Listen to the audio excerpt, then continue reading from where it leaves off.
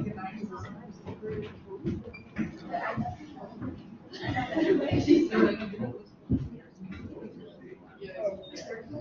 right, hello everybody, and welcome back. Some announcement reminders: your Achieve is available for you all to complete. I won't have office hours tomorrow. We also won't have recitation on Friday. Class Friday will be remote, so I will post videos online for you all to watch in your own time. And then same thing with Monday. So there will be videos for both of those lectures. And then we will meet in person again next Wednesday. So that'll be the next time we meet together. So keep an eye out for my announcement with information for accessing those videos. And don't forget about your Achieve. So completely forgetting what day it is. On Monday, we talked about concentration units.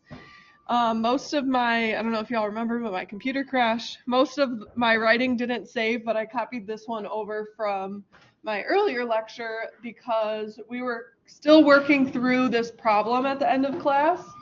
So this was a calculation of concentration in both molality and mole fraction. So we did the calculation for molality. We got 279 molality for sulfuric acid in water. This is concentrated sulfuric acid. And the next part of the question was to determine the mole fraction. So we'll continue. We'll start with that, and then we'll go to the next section in our notes.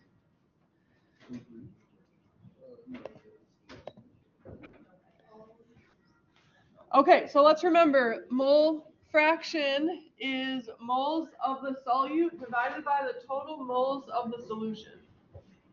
We set our volume to be 1 liter. We have the molarity as 18 molar. So that means in 1 liter we have 18 moles of our solute. We already have the numerator. We need to calculate the total moles of solution, which will be the moles of sulfuric acid plus the moles of water.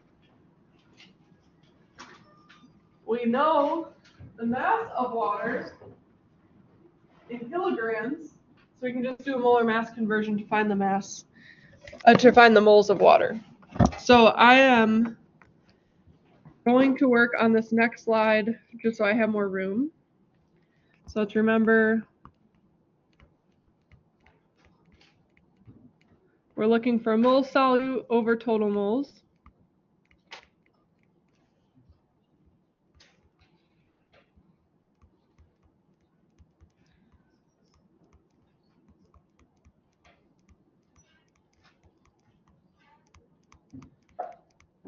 Total moles is the moles of sulfuric acid and moles of water. We are working with a 1 liter solution to make it convenient. And we calculated on the previous slide for the previous part of the question that there is 0.064578 kilograms of water.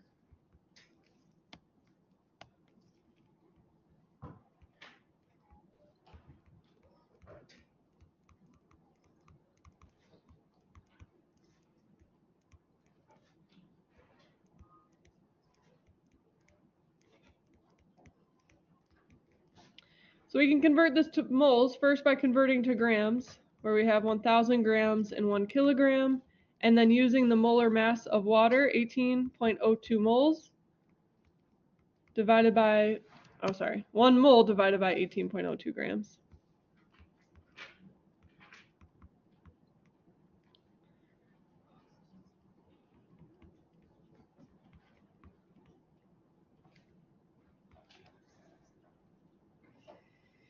And this is 3.5837 mole.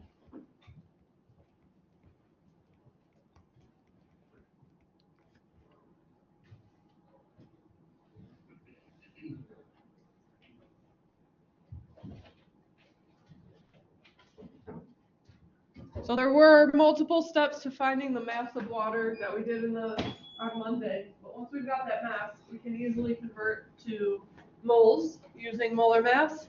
And then now we can calculate X, which is moles of solute. Again, we know we have 18 moles of sulfuric acid. based on its molarity in 1 liter. And then in 1 liter solution, we have 18 moles of H2SO4 and 3.5837 moles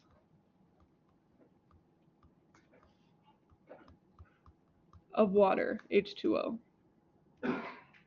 So add those two values in the denominator and then divide numerator by denominator. We have a mole fraction of 0.83.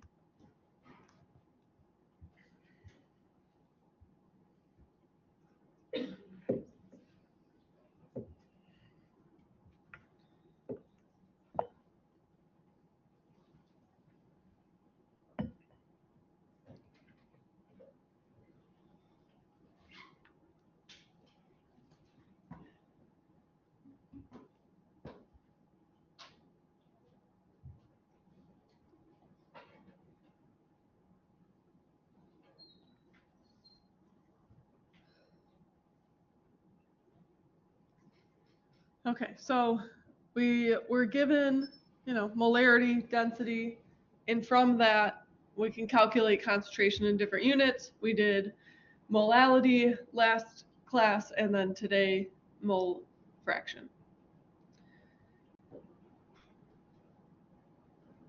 Okay, so as we know, different solutions can have different concentrations of solutes. The presence of a solute in solution changes some properties of that pure solvent. So that's what our next section is about. I see that a few students are still writing, so I'll wait a few moments and then we'll go to 13.4.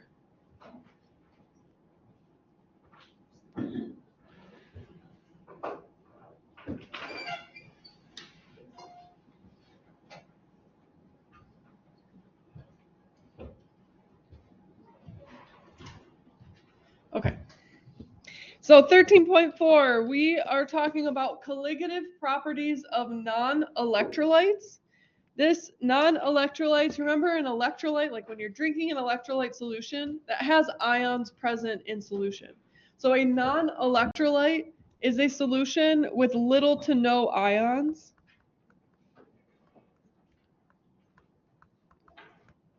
So we're thinking about dissolving molecules. So sugar dissolved in water. Sugar doesn't dissolve into ions. It stays as a sugar molecule, but it's dispersed throughout the water.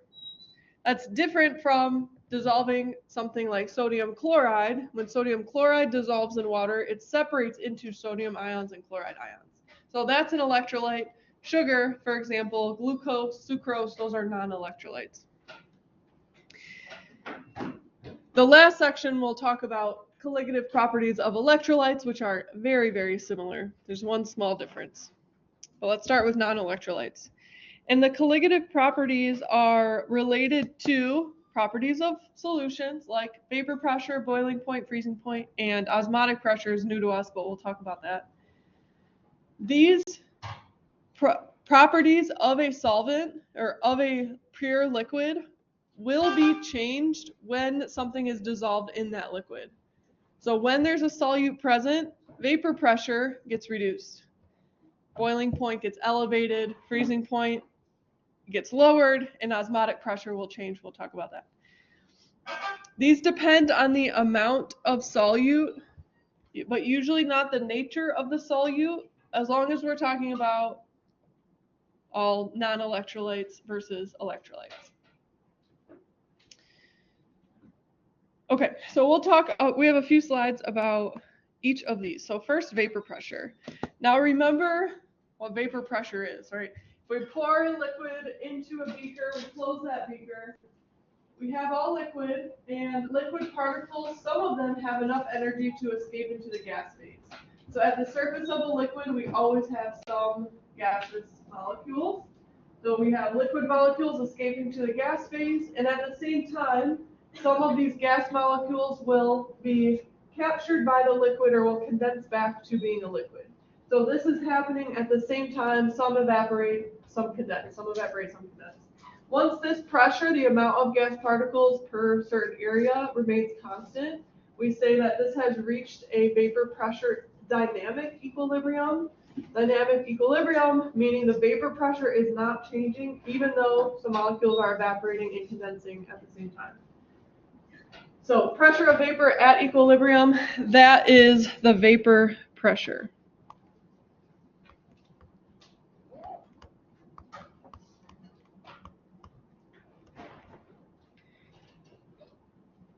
Now this picture is of a pure liquid.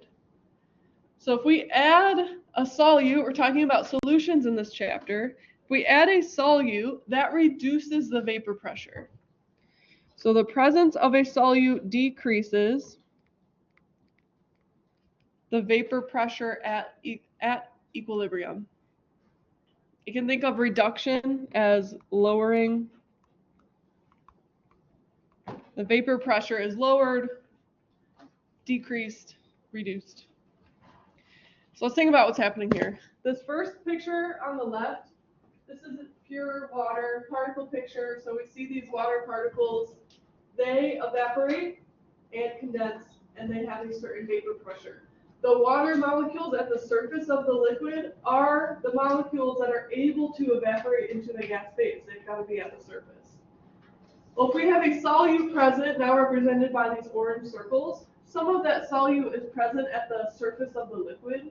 And so that prevents water molecules from evaporating into that gas phase. They're like a blocker. They're blocking the water molecules from escaping. So that means that at a time we have fewer gas particles, gas water molecules present in the vapor. Fewer gas molecules present means we have a lower vapor pressure.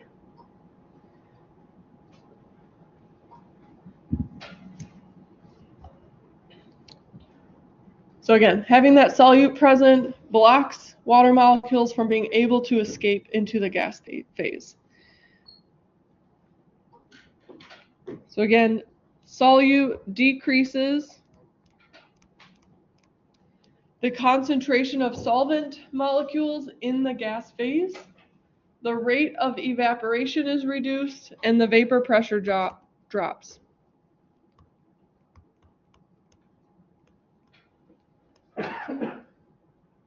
When a solute is added to a liquid. Now the degree to which the vapor pressure drops, I'm just going to quickly go back to this picture. The degree to which the vapor pressure, amount of vapor present above the liquid drops, depends on how much solute is present. So we have a calculation to relate the concentration of the solute to the decrease in vapor pressure, and that's on this next slide. Raoult's law. So the vapor pressure of a solution is proportional to, well, let's look at this equation. We've got vapor pressure of the solution, the mixture of solvent and solute, is equal to the mole fraction of the solvent and times the vapor pressure of the pure solvent. So if you have sugar dissolved in water, we know the vapor pressure of water at a given temperature. You can look that up. But depending on how much sugar is present, that will lower the vapor pressure of water by some amount. We can calculate the mole fraction of the solvent. So in that case, that would be the mole fraction of water. Multiply that by the vapor pressure of pure water, and that tells us the vapor pressure of the solution. So this blank here is mole fraction. The vapor pressure of a solution is proportional to the mole fraction of the solvent.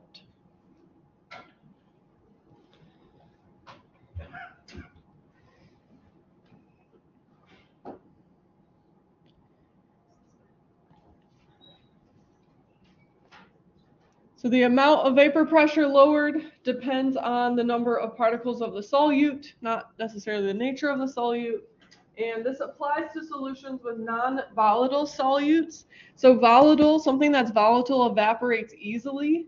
We're assuming that the solute here is not also evaporating. It's going to stay in the solution, like sugar, that's not going to evaporate easily. Remember that mole fraction for the solvent will be moles of the solvent divided by total moles. So you're adding together moles of the solvent plus moles of the solute in the denominator. So you'll have a fraction that's less than 1. That will result in a value less than 1, multiply that by the vapor pressure of the pure solvent, and you get the vapor pressure reduction. So let's do this learning check. We have two molecules here, 2-methylhexane. This is a liquid that's not stated here, but it has a vapor pressure. Let's just write here that it's a liquid. And this one is a solid. So 2-methylhexane, the vapor pressure at 15 degrees Celsius is 37.986 torr. Question is, what would the vapor pressure of the mixture of 78 grams of 2-methylhexane and 15 grams of naphthalene on the left, what's the vapor pressure of that solution at the same temperature, so at 15 degrees Celsius? Well, we're going to use Raoult's law. The vapor pressure of the solution equals mole fraction of the solvent times vapor pressure of the solvent.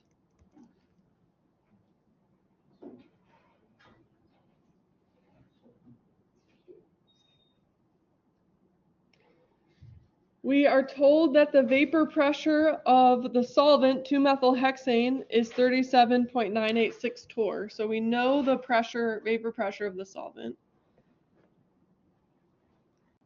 We're trying to calculate vapor pressure of the solution, so we need to find mole fraction of the solvent. So we're looking for moles of the solvent, which is 2-methylhexane. I'm just going to abbreviate it as 2-methyl, divided by the total moles. So moles of 2-methyl plus moles of naphthalene.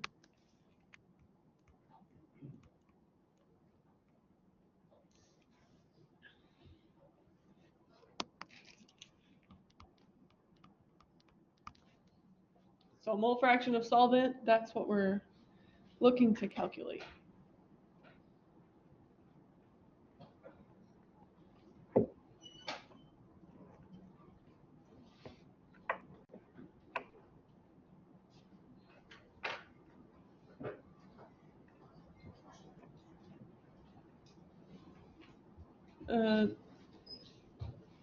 Try working on that. So try calculating mole fraction. Use the information that's provided. Notice that you have molecular weight for both of these molecules on the slide. And yeah, work to calculate capital X, mole fraction of the solvent.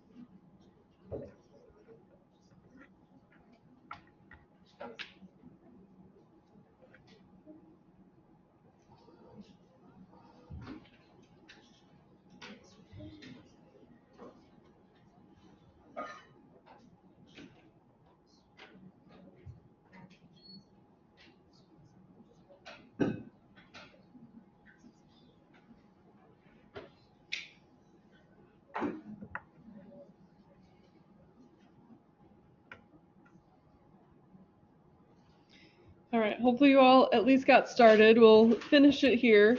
So we are looking for moles of 2-methylhexane, moles of naphthalene. We know the mass of both, and we know the molar mass of both. So we're doing a molar mass conversion to calculate moles, then we'll plug that into the mole fraction formula. So for naphthalene, that is 15 grams times molar mass,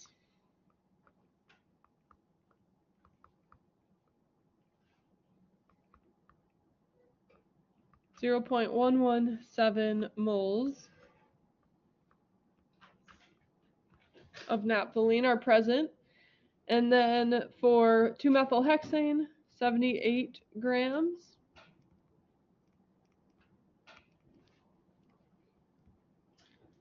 Its molar mass is 100.2 grams per mole. So in the sample, we have 0.778 moles of 2-methylhexane.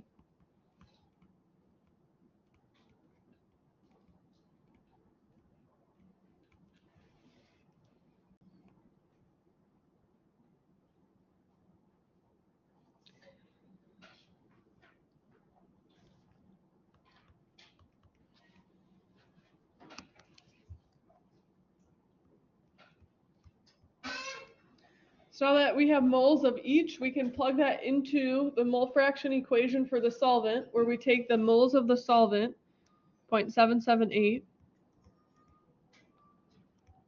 divided by total moles, 0.117 plus 0.778. So that mole fraction is 0.87.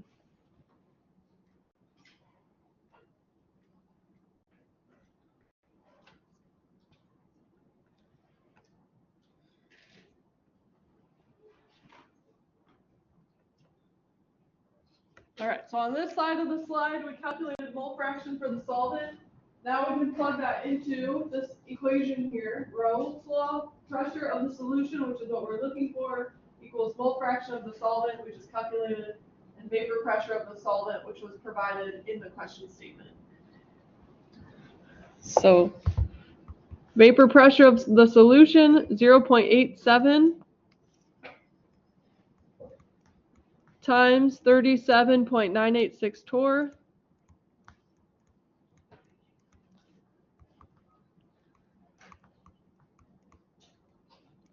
.0 torr.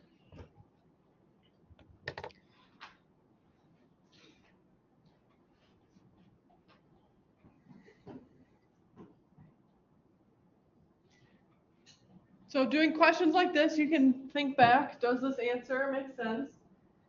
Well, the vapor pressure of the pure solvent is 37.986 torr.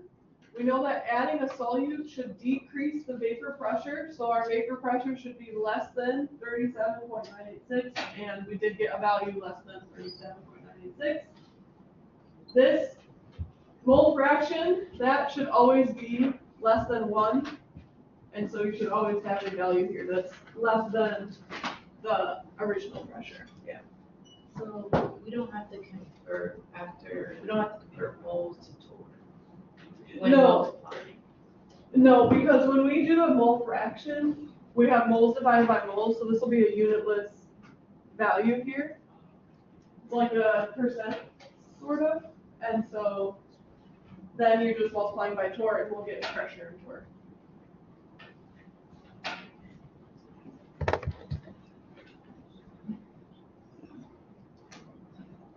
All right.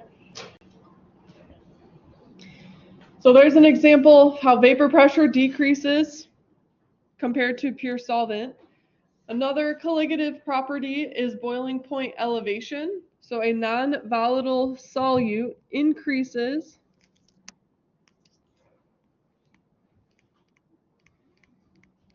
the boiling point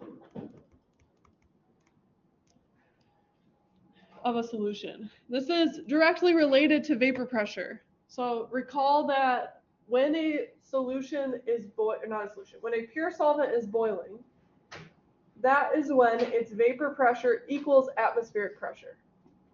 So the vapor pressure of water at room temperature is lower than, or is higher than 1 atm. No, lower than 1 atm. Vapor pressure is lower. So to boil water at atmospheric pressure, you have to supply heat. The heat increases the number of gaseous molecules above the surface of the liquid. And once that vapor pressure equals atmospheric pressure, the solution can boil and more gaseous molecules are evaporated. So if you add a solute, or if a solute is added to the solution, to a liquid, that solute decreases the vapor pressure of that solution. So now even more heat is needed to cause those liquid molecules to become a gas, the solvent liquid molecules to become a gas. So boiling point, the temperature at which a solution boils will be higher for the solution compared to the pure solvent of that solution. So that, oh geez. The solute, just like when we were talking about vapor pressure, the solute blocks some of the solvent molecules from reaching the surface of the solution and evaporating. So the rate of vaporization is decreased. The rate of vaporization of liquid solvent molecules is decreased. And so more heat, or parentheses, energy, must be provided for the solvent molecules to gain sufficient energy to escape the liquid phase.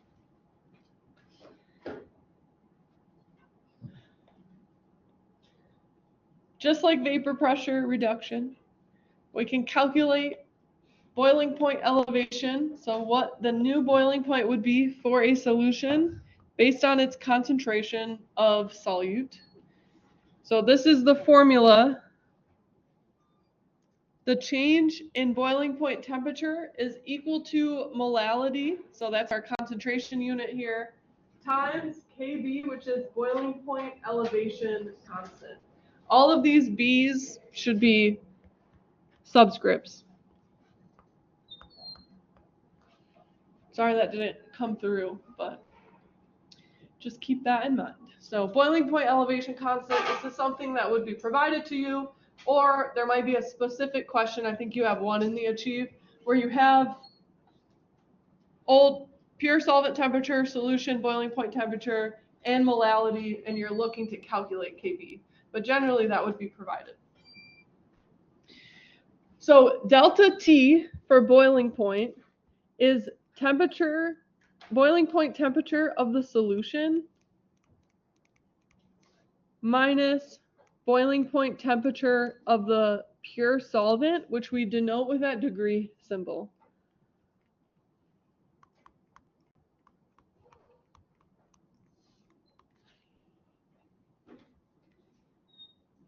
Remember, the boiling point of a solution, the boiling point is elevated, so TB, boiling point of the solution, should be higher than the boiling point of the pure solvent. The temperature required, or the temperature at which that solution boils, will be higher compared to the pure solvent.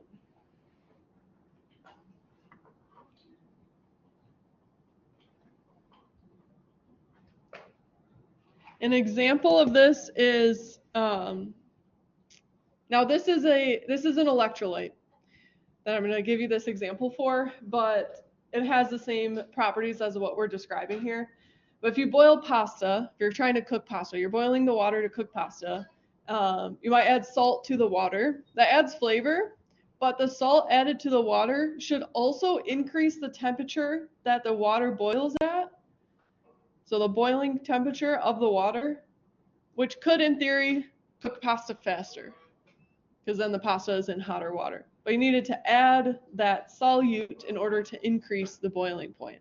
We have a calculation at the end of this PowerPoint, which shows, we won't get to it today, I'll get to it in the video, but it shows that adding salt really only increases the boiling temperature a really small amount, so it might not actually cause any noticeable effect, but theoretically it does increase the temperature of the water that your solution is boiling at. Another colligative property caused by adding a solute to a solvent is freezing point depression, or lowering of freezing point. A non-volatile solute decreases the freezing point of a solution. I've got another example that's also an electrolyte, but it still applies to the same properties. This property is used in preventing ice from forming on roads. So we pour salt over roads when it snows. That salt mixes with any liquid water that's present. So usually you've got a lot of solid ice or snow, but some of that is liquid, like at the surface or underneath, I don't know. But the salt will mix with the water. That will decrease the freezing point of that saltwater solution. So now at a lower temperature, that solution is still a liquid. So freezing point of water is 0 degrees Celsius or 32 Fahrenheit. If you add salt to it, enough salt, that can decrease the freezing temperature to be, I don't know, 0 degrees Fahrenheit or 10 degrees Fahrenheit. So that way you have saltwater solution on the roads with a lower freezing point. So that will cause ice or snow that's also there to dissolve into and transform into the liquid phase. So that salt causes the ice and snow to melt, so that now instead of having an icy road, you just have a watery road, and that's okay to drive on. Much safer than having ice. So when you have a solute in a liquid solution, the solute makes the solvent molecules collide less frequently with each other, and that occurs when something becomes a solid. Molecules are getting closer together, except for water, but generally molecules are getting closer together. And so fewer molecules are captured by the solid phase or become a solid than the number of molecules that are escaping to become a liquid. And so cooling the solution reduces the number of molecules that have sufficient energy to break away from the surface of the solid, and increases the number of molecules in the liquid with small enough kinetic energy to be captured by the solid. So you have to decrease the temperature even further to make a solution a solid compared to the pure solvent. We have a similar equation over here to calculate freezing point depression. Again, we have a freezing point depression constant, K with a subscript F. Just like boiling point, that's usually provided for you, or you're calculating it specifically. M is molality, so our concentration of the solute in solution. And then delta T for freezing point is the temperature of the pure solvent's freezing point minus the temperature of the solution freezing point. So this is solvent, this is solution. So this is swapped compared to boiling point. Boiling point was solution boiling point minus pure. This one is pure freezing point minus solution. And that's because when you form a solution, the temperature at which it freezes decreases.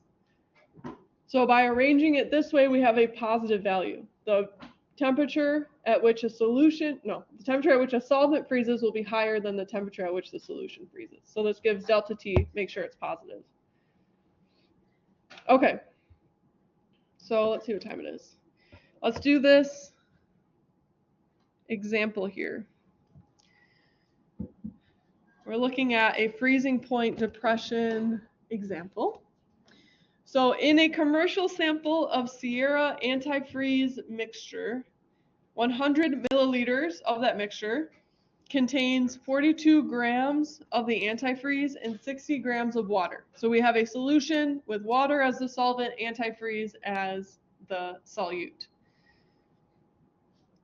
With this information, we're going to calculate the molar mass of that antifreeze solute, knowing that its freezing point is -4 degrees Celsius.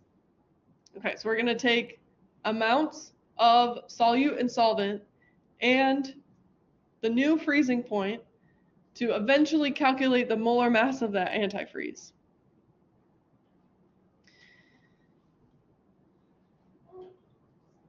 Ready? Okay. Okay, so one thing that you need to know that you'd be able to look up is that this constant, the freezing point depression constant for water, which is the solvent,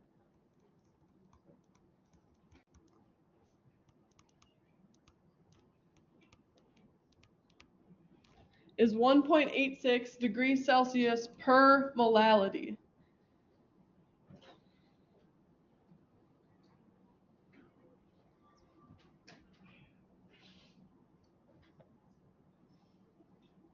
So we have the new freezing point for a solution with water, which means we can calculate delta T of the freezing point. We have that the solvent is water, the freezing point of water is 0 degrees Celsius or 32 Fahrenheit. The new freezing point is -4 degrees Fahrenheit. So we should calculate -4, convert that to Celsius. This is -20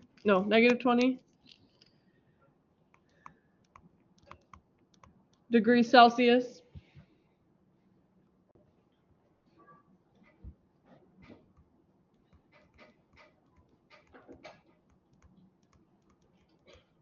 So we'll use this equation. Delta T freezing point is equal to that Kf value times molality.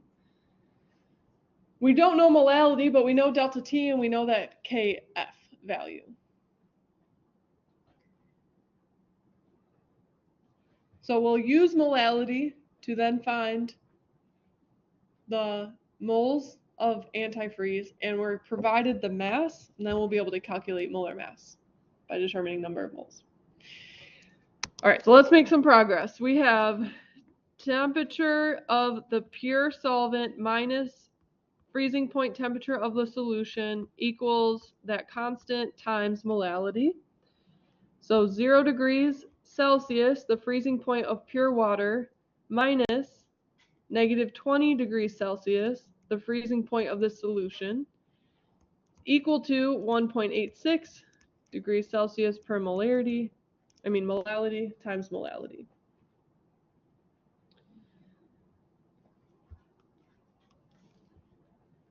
So with this, we can calculate molality is 10.75.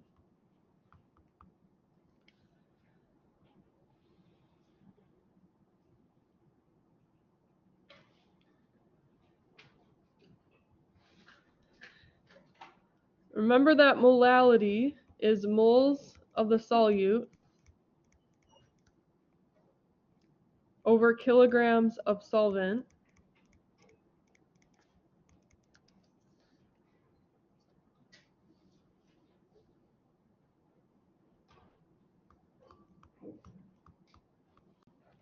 We don't know moles of the solute, but we know the mass of water present in the sample here. It told us that there are 60 grams of water.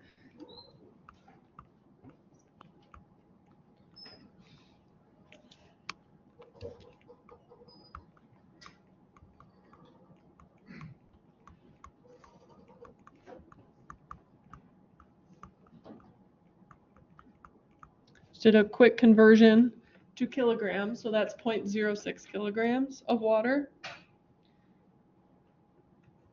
So what we calculated, 10.75 moles per kilogram, is some number of moles of solute divided by 0.06 kilograms of water. Setting that equal to 10.75, we can calculate the moles of the solute.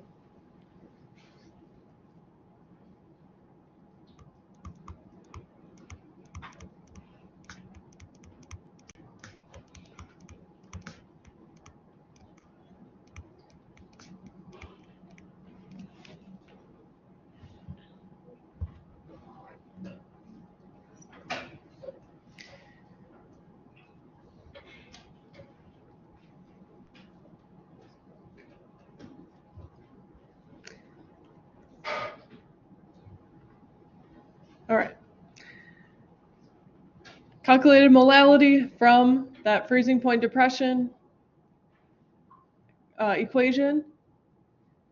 We knew mass of water from the question statement, so we're using that to find moles of antifreeze. So simplifying this, we get moles of solute, which is moles of antifreeze, is 0.645.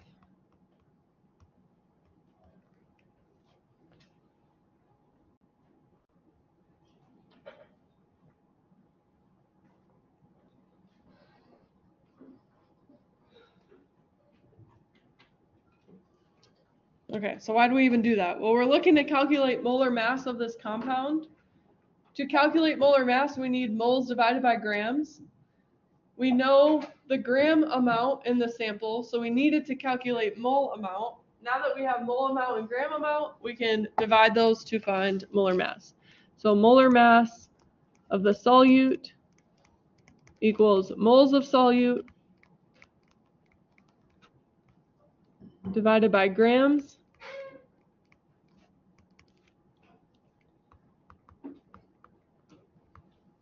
So 0.645 moles, which we calculated, divided by 42 grams, which was provided in the question statement. This is 65.1 grams. Oh, we're looking for grams per mole. We need to switch these. So grams of solute divided by moles.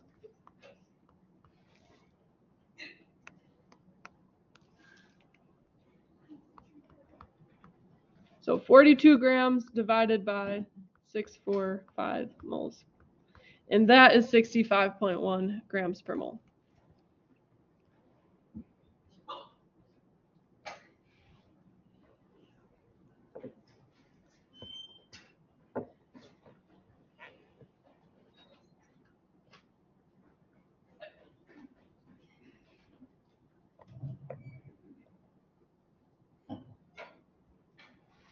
Questions, please.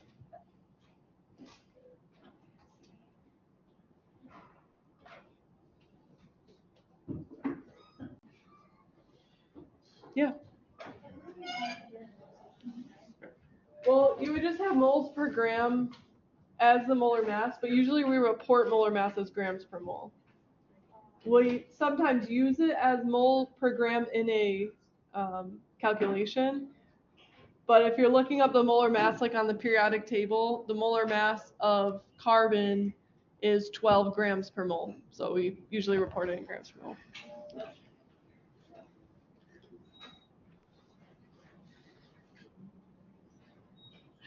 Okay, this next one we will not get to, but I'll tell you that the answer here is 101 degrees Celsius, so you can try this one.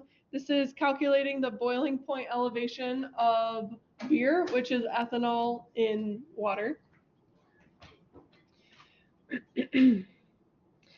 I have for you a couple of multiple choice questions about colligative properties.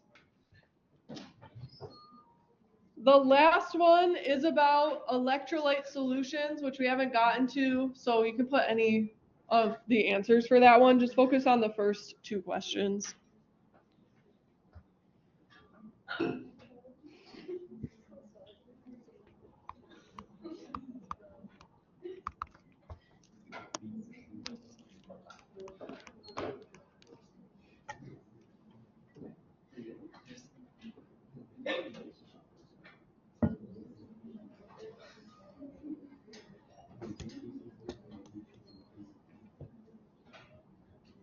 And the second question, you don't need to do any calculations. Think conceptually about that. If you have a 1.5 molar solution, what would a likely vapor pressure?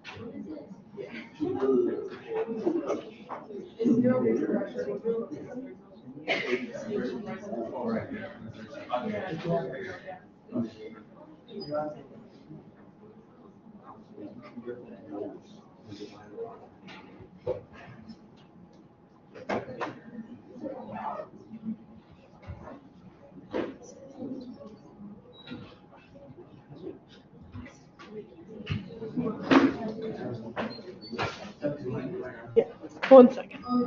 I'm hoping we can discuss this by the end, so like maybe 1.5 more minutes to submit. Yeah. Oh, you don't need it.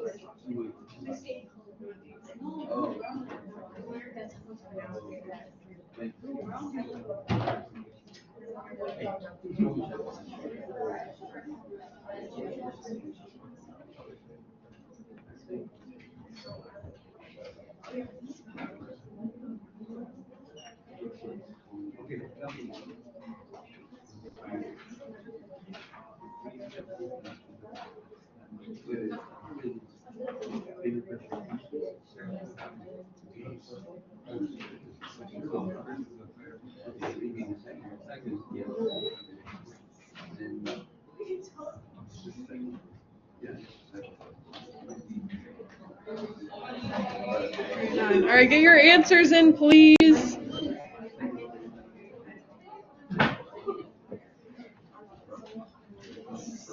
"20 seconds. And I'll close it. We're still going to review them, so don't get up and walk away.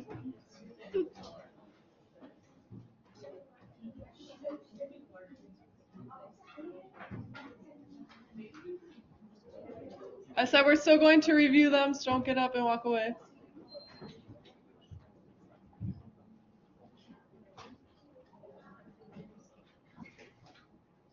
All right, I think that's everybody.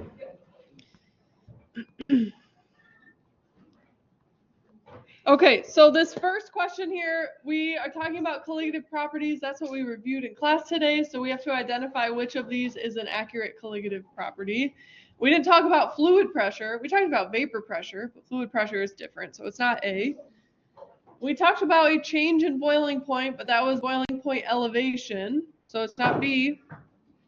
We talked about freezing point depression, so the correct answer here is C. Change in volume after mixing is not a colligative property. Pretty straightforward for that one. For this one, we have a 75 degree Celsius vapor pressure of water, so that is 39 kilopascals. Then the question is, which of the following is the most likely vapor pressure for a 1.5 molar solution of sucrose, which is which is a sugar, at the same temperature? So we've added a solute to solution.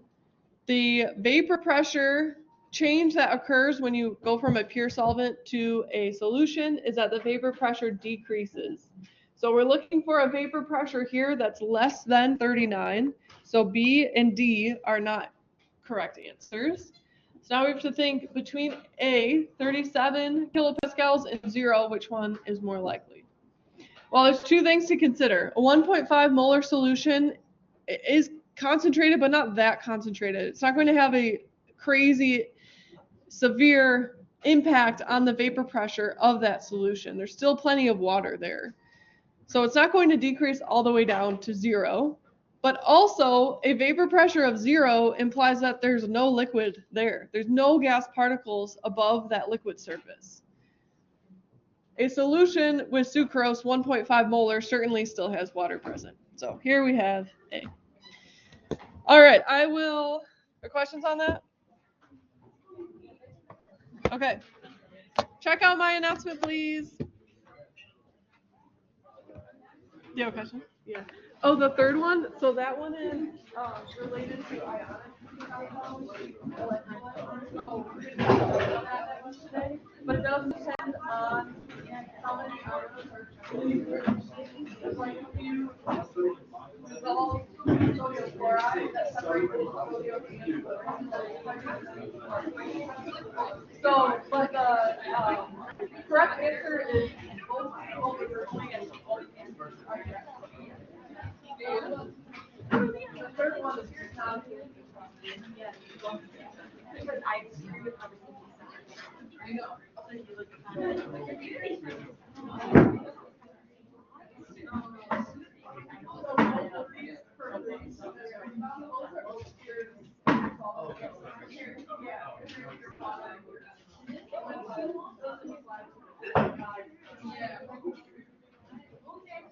Thank you. You're welcome.